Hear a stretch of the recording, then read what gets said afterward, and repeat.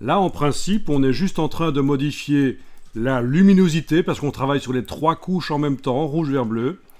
Et pourtant, on a l'impression que la couleur change. Pour éviter ça, il y a la bonne astuce de mettre le calque de réglage courbe en mode tout en bas, à la place de normal, vous mettez luminosité. Et à ce moment-là, le calque de réglage, donc le calque de réglage doit être activé.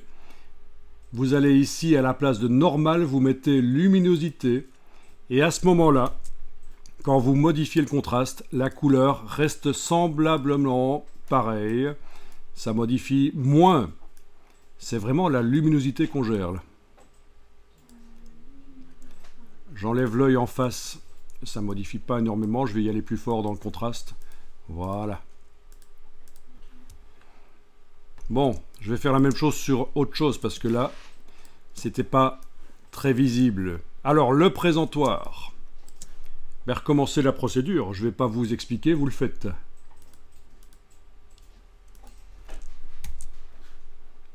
Ah, il y a quand même quelque chose qu'il faudra savoir là. C'est qu'il faut utiliser la touche Shift. Non, même pas. J'ai une bêtise. Parce que je pensais qu'on allait sélectionner à la baguette magique, mais non, c'est vrai qu'on le fait par plage de couleurs peut-être. C'est à la baguette magique qu'il faudrait utiliser Shift pour ajouter des couleurs, mais là...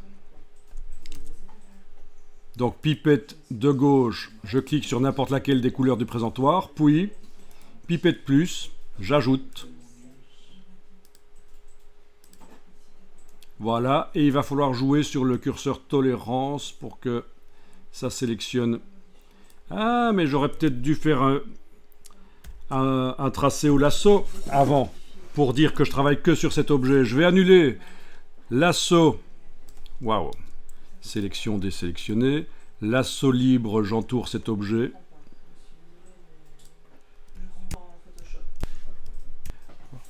Ok, le lasso autour de l'objet, ça marche. Sélection plage de couleurs, ça marche aussi. Voilà. C'est peut-être pas l'idéal en fait. On va plutôt faire autrement. Désélectionner. Sélection désélectionnée. Et on va aller chercher un vieil outil de Photoshop qui dans ce cas-ci va nous servir. C'est la baguette magique. Donc il faut vérifier que dans le menu sélection, désélectionner est grisé. Ça veut dire que vous n'avez pas de sélection active. Il faut être en train de travailler sur le calque des masques de sélection d'objets. Celui d'au-dessus n'est pas affiché. Voilà, le groupe est affiché. Ça, jusque-là, ça va. Vous prenez, derrière cet outil-là, la baguette magique. Vous cliquez sur le premier panneau, là. Vous voyez qui se sélectionne ?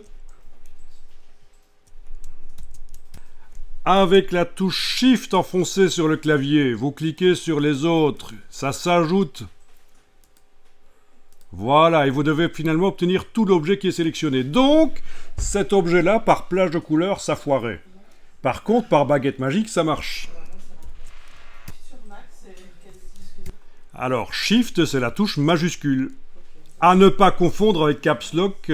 Voilà, je vous montre mon petit clavier parce que une fois pour toutes, il faut absolument qu'on se mette d'accord. Ceci, c'est majuscule. Shift. Je dis Shift parce que, pas parce que je suis amateur d'anglais, parce que je m'adresse parfois à des jeunes de secondaire et quand je leur parle de la touche majuscule, quoi? Qu'est-ce que c'est? Et je dis la touche Shift. Ah, la touche Shift, mais évidemment, la touche Shift. Ici, c'est verrouillage majuscule. Ce qu'on appelle le Caps Lock.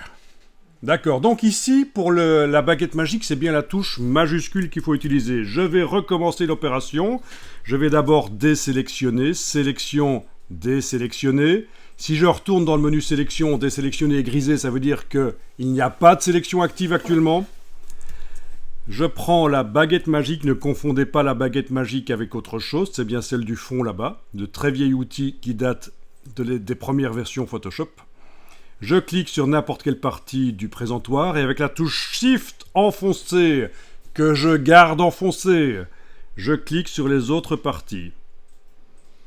Alors si vous avez un pointeur précis comme ça marche aussi. Pourquoi est-ce que vous auriez un pointeur précis? C'est parce que la touche Caps Lock a été au préalable enclenchée. La touche verrouillage majuscule, c'est le pointeur précis. Mais sans la touche Caps Lock enclenchée, la touche Shift, qui vous montre à ce moment-là l'outil, ça fonctionne aussi.